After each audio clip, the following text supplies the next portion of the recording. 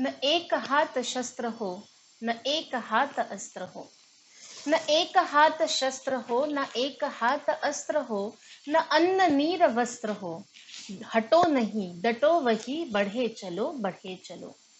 घटा घिरी अटूट हो, घटा घिरी अटूट हो, अधर्म कालकूट हो, वही अमृत का घूट हो। जिए चलो, मरे चलो, बढ़े चलो, बढ़े चलो। यह स्फूर्तिदायिनी कविता है हिंदी साहित्य के महानतम कवियों में से एक आदरणीय सोहनलाल द्विवेदी जी की। 22 फरवरी 1906 को उत्तर प्रदेश के फतेहपुर जिले के तहसील बिंद की ग्राम सजौली नामक एक स्थान पर इनका जन्म हुआ। अपनी कविताओं से उन्होंने राष्ट्रीयता को संबोधित किया। द्विवेदी जी पर लिखे गए एक लेख में अच्युतानंद मिश्र जी ने लिखा है कि मैथिली शरण गुप्त, माखनलाल चतुर्वेदी, बालकृष्ण शर्मा नवीन, रामधारी सिंह दिनकर, रामवृक्ष बेनीपुरी या सोहनलाल द्विवेदी ये राष्ट्रीय नवजागरण के ऐसे कवि हैं जिन्होंने अपने संकल्प, त्याग, बलिदान एवं चिंतन से पूरे राष्ट्र में राष्ट्रीयता की अलख को जगाकर पूरे युग को आंदोलित किया। सोहनलाल द्विवेदी जी भी इसी श्रेय के धनी हैं। इनकी बहुत सारी काव्य रचनाएं आज भी हिंदी साहित्य में उनकी ओजपूर्ण रचनाओं के लिए मानी जाती हैं। उनकी प्रमुख रचनाएं जैसे भैरवी, पूजा गीत, सेवाग्राम, प्रभादी, युगाधार, कुणाल, चेतना, बांसुरी और साथ साथ बच्चों के लिए भी उनकी कविताएं, काव्य रचनाएं जैसे दूध बतासा आज भी बहुत ही स्नेह के साथ याद की जाती हैं।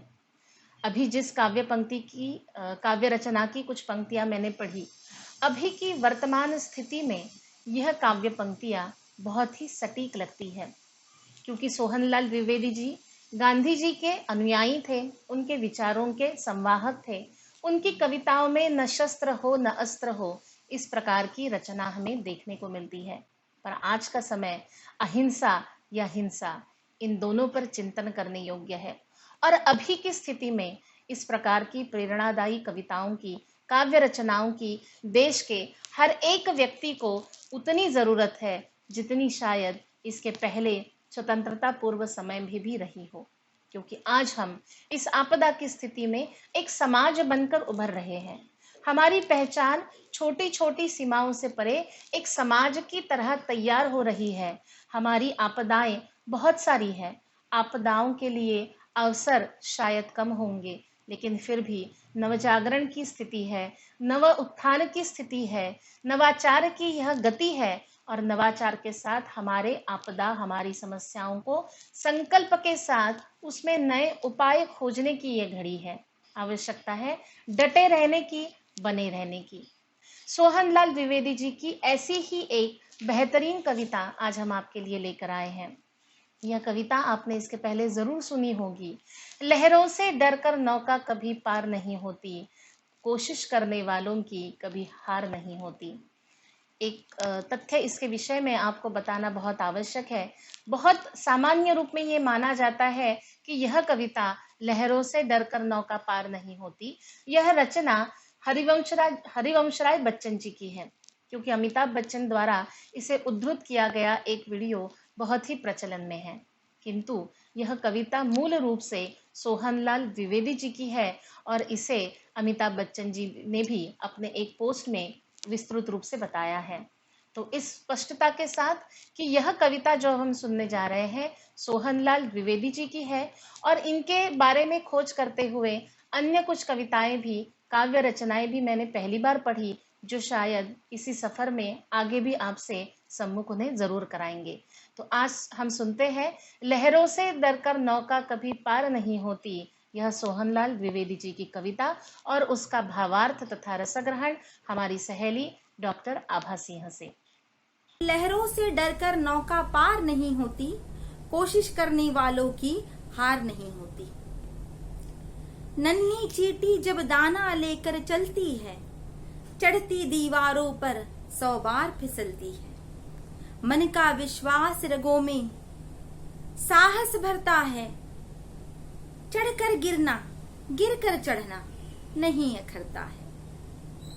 आखिर उसकी मेहनत बेकार नहीं होती, कोशिश करने वालों की कभी हार नहीं होती। डुबकियां सिंधु में गोताखोर लगाता है, जा जाकर खाली हाथ लौट कर आता है। मिलते नहीं साहस के मोती गहरे पानी में, बढ़ता दुगना उत्साह इसी हैरानी में। मुट्ठी उसकी खाली हर बार नहीं होती, कोशिश करने वालों की कभी हार नहीं होती। असफलता एक चुनौती है, स्वीकार करो, क्या बाकी रह गया, देखो और सुधार करो। जब तक सफल न हो नींद चैन को त्यागो तुम, संघर्ष का मैदान छोड़कर मत भागो तुम। कुछ किए बिना ही जय जयकार नहीं होती, कोशिश करने वालों की कभी हार नहीं होती, कोशिश करने वालों की कभी हार नहीं होती। कितनी उत्साहवर्धक कविता है ये। कविता पढ़ते समय, कविता चुनते समय सच में लगा कि इस कविता के साथ तो सोहनलाल द्विवेदी जी का नाम जाना ही, एक उत्साहपरक रचनाकार के साथ थोड़ा सा रचयिता का वाला सम्मान जो है वो हम सुधिजन अगर दे सके तो बहुत अच्छी बात हो जाएगी। जब कविता सुनी तब लगा ऐसा कि बहुत छोटी कक्षा में, बहुत मतलब शुरुआती दौर में एक कहानी सुनी थी। कहानी थी कि एक राजा आक्रमण होता है दूसरे राज्य के, राज्यों के बीच में तो टकराव होते रहे हैं जिस समय राजशाही परंपरा चलती आ रही थी। हर कोई अपनी शक्ति और अपने सत्ता को बढ़ाने के लिए पड़ोस को अपना बनाने के प्रयास में रहता था, लेकिन वह प्रयास सिंहासन पर हक जताने के उपरांत ही सफल माना जाता था।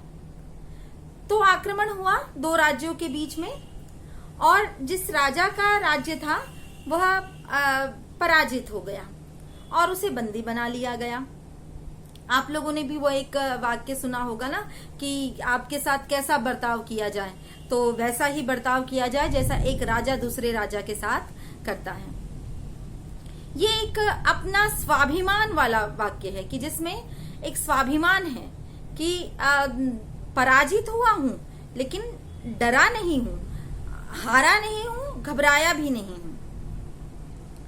तो राजा जब पराजित हो जाता है, बंदीगृह में डाल दिया जाता है, तो बंदीगृह में डाले जाने के बाद में वह थोड़ा सा हताश होता है। राज्य चला गया, सारे वफादार सैनिक चले गए, न जाने कितना विध्वंस ऐसा हुआ होगा और कब उस विध्वंस से बाहर निकलने के लिए यह फिर से प्रयासरत हो पाएगा।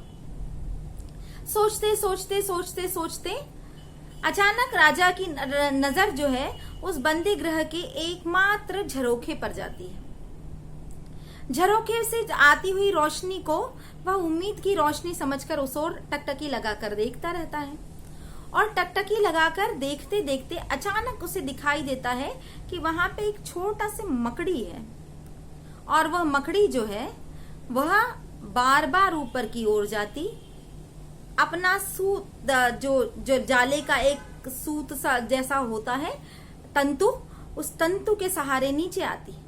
कई बार वह तंतु टूट जाता और कई बार उस तंतु के टूटने के बाद भी वह मकड़ी अपना प्रयास नहीं छोड़ती। इस तरह की कहानियों में कई बार यह मकड़ी के बजाय हमने सुना होगा, दंत कथाओं की तो खूबसूरती यही होती है कि उसका सार उपदेश सही होता है, वही एक होता है, लेकिन उसके पात्र अलग अलग बदलते चले जाते हैं। यही कहानी हमने चींटी के संदर्भ में सुनी हुई है कि चींटी जो है वह एक दाना लेकर के चलती रहती है, लेकिन जब तक अपने गंतव्य पर नहीं पहुंच जाती वह उस दाने के बोझ से थक करके उस दाने को रखती नहीं है, उसे लेकर के चलती ही रहती है। इस कहानी को जो कभी बचपन में सुनी हुई थी, इस कहानी को इस कविता के पढ़ने के उपरांत फिर से पुनरावृत्ति करी और लगा कि हाँ, यह तो बिल्कुल सही है। सोहनलाल द्विवेदी जी ने यही बात तो कही है, जिस बात को कहते समय कवि ने अपने पद्य कौशल का सहारा लिया। और अपनी पद्य कौशल की सहायता से कवि क्या कह रहे हैं कि लहरों से डरकर नौका पार नहीं होती, कोशिश करने वालों की कभी हार नहीं होती।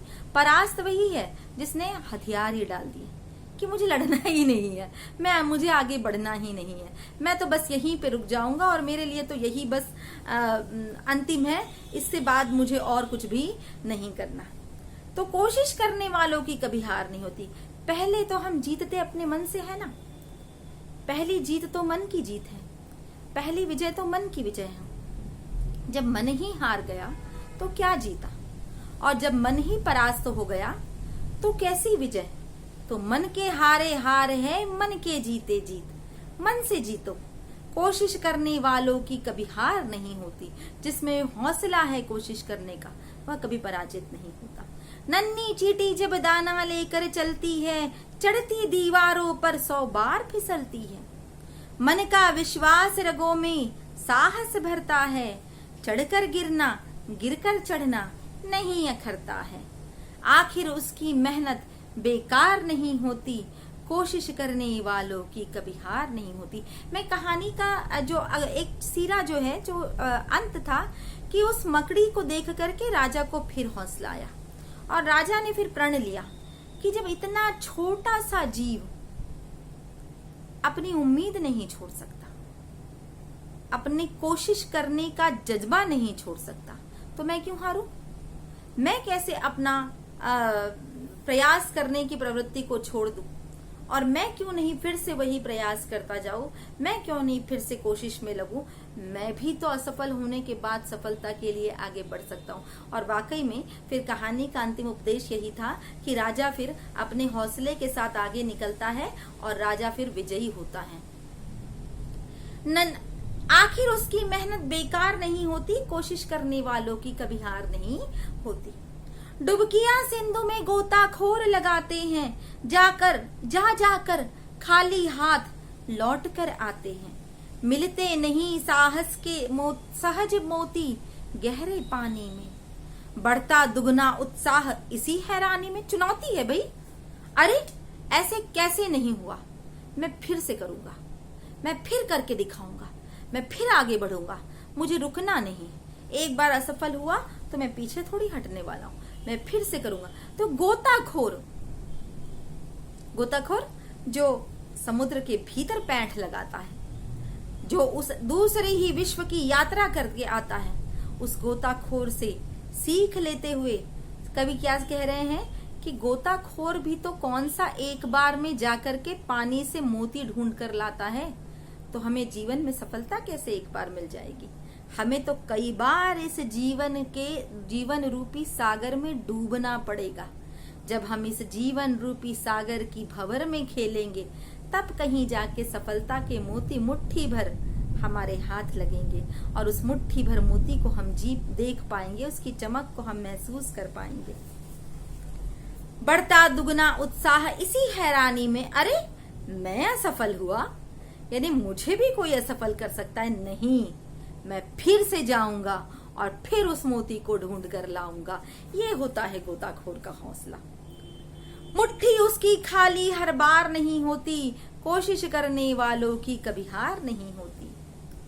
असफलता एक चुनौती है, स्वीकार करो, क्या कमी रह गई? सोचो और विचार करो, देखो और सुधार करो। देखो फिर से कह रही हूं, असफलता एक चुनौती है, स्वीकार करो, क्या कमी रह गई? देखो और सुधार करो। जब तक न सफल हो, नींद चैन को त्यागो तुम, संघर्ष का मैदान छोड़कर मत भागो तुम। कुछ किए बिना ही जय जयकार नहीं होती, कोशिश करने वालों की कभी हार नहीं होती, कोशिश करने वालों की कभी हार नहीं होती। असफलता एक चुनौती है, जो कहा जाता है ना कि पहले तो हम मन से जीतते हैं, पहले तो हम मन से हारते हैं। जब हाँ कह ली, करना है ठान लिया, तो जीत गए। और अगर अरे करके क्या होगा, करने से कुछ होने भी वाला है क्या?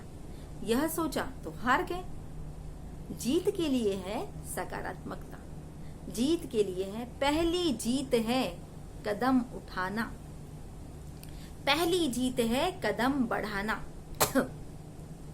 तो क्या कह रहे हैं? असफलता एक चुनौती है, स्वीकार करो। क्या कमी रह गई है देखो, सोच विचार करो। असफलता से डरो नहीं, कवि संदेश दे रहे हैं। असफलता से डरो नहीं, असफलता से घबराओ नहीं। असफलता तो एक चुनौती है, उसे स्वीकार करो। वो तुम्हें चैलेंज दे रही है, जस्ट डू इट। चैलेंज दे रही है कि तुम्हें ये करना है और करके दिखाना है। करके दिखाइए, चैलेंज स्वीकार करिए, चुनौती को स्वीकार करिए, चुनौती को स्वीकार करके आगे बढ़िए। असफलता एक चुनौती है, स्वीकार करो। क्या कमी रह गई देखो और सोच विचार करो, सुधार करो। जब तक सफल न हो नींद चैन को त्यागो तुम। उस छोटी सी मकड़ी ने क्या किया था? उस मकड़ी ने जब तक उसका तंतु तन नहीं गया तब तक वह चढ़ती रही, उतरती रही, चढ़ती रही, उतरती रही। उस चींटी ने क्या किया? चढ़ती दीवारों पर 100 बार फिसलती है। कौन सा एक बार में चढ़ जाती? कितना छोटा सा जीव है, हम फूंक मार दे तो उड़ जाए, लेकिन उसका अनुशासन यदि हम में आ जाए, उसका साहस यदि हम में आ जाए, तो हम भी सूत्रबद्ध होकर के जीना सीख जाए। संघर्ष जब तक सफल न हो नींद चैन को त्यागो तुम। बस 2 काम करने हैं। जब तक सफलता नहीं मिलती हाथ पर हाथ धरकर नहीं बैठना है। असंभव को ही संभव करने का अर्थ है सफलता के मार्ग में आगे बढ़ना। अगर असंभव को ही संभव करने का हौसला नहीं रखा तो फिर तो असफलता को ही गले लगा लीजिए, और फिर दूसरों की सफलता को देख करके आंख भरने का अधिकार हमारे पास नहीं होता। संघर्ष का मैदान छोड़ मत भागो तुम। कुछ किए बिना ही जय जयकार नहीं होती। किसे नहीं अच्छा लगता है कि हमारा नाम हो, हमारा गुणगान हो, हमारा यश हो, हमारी कीर्ति हो। लेकिन ये सारी चीजें ऐसी नहीं है, इतनी आसानी से नहीं मिलती। जैसे सूरज की रोशनी आ जाती है और जैसे चंद्रमा की चांदनी, इन सभी के लिए मेहनत करनी पड़ती है। सूरज भी रात भर की प्रतीक्षा के बाद में उदित होता है, और चांद भी दिन भर प्रतीक्षा करता है कि इसके ढलते ही मुझे आना है। तारे भी अपना अपना उजाला लेकर के बिखरने के लिए और प्रकाश देने के लिए प्रतीक्षा करते हैं। लेकिन क्या कहते हैं कि अरे भाई बड़ी लंबी प्रतीक्षा थी, मैं नहीं आता, मैं तो थक गया। नहीं, प्रकृति के नियमों से हमें बहुत कुछ सीखना है, और प्रकृति का नियम ही यही है कि निरंतरता, चलते रहना, गतिशील रहना। और सोहनलाल द्विवेदी यही कहना चाह रहे हैं कि सोचने विचारने के लिए नींद और चैन को तो बाजू में रख दीजिए, त्याग दो और बार बार चिंतन करो, बार बार याद करिए, सोचिए, विचार करिए, कहाँ रह गए, कहाँ छूट गया, कहाँ चूक गया, और बस उसके बाद लग जाइए। क्योंकि कुछ किए बिना जय जयकार नहीं होती। कोशिश करने वालों की कभी हार नहीं होती। कोशिश करने वालों की कभी हार नहीं होती। विश्वास रखिए कि यह केवल पंक्ति नहीं है, ये एक जीवन सूत्र है, ये एक मंत्र है, और यह मंत्र है सफलता का, यह मंत्र है अर्जित करने का। और यदि अर्जित करने की इच्छा है, चाह है, तो उठिए, बढ़िए, आगे चलिए। क्यों? क्योंकि कोशिश करने वालों की कभी हार नहीं होती। धन्यवाद। ऐसी काव्य रचना के बाद, भावार्थ तथा रसग्रहण के बाद और कुछ पंक्तियां इसमें जोड़ने के लिए हमारे पास शब्द कहाँ से आएंगे? इसी भाव के साथ आज काव्य रस गाथा के इस उपक्रम के इस भाग में आपसे विदा लेते हैं। अगले हफ्ते किसी नई काव्य रचना के साथ एक नया पुष्प आपके साथ साझा करेंगे। तब तक के लिए धन्यवाद।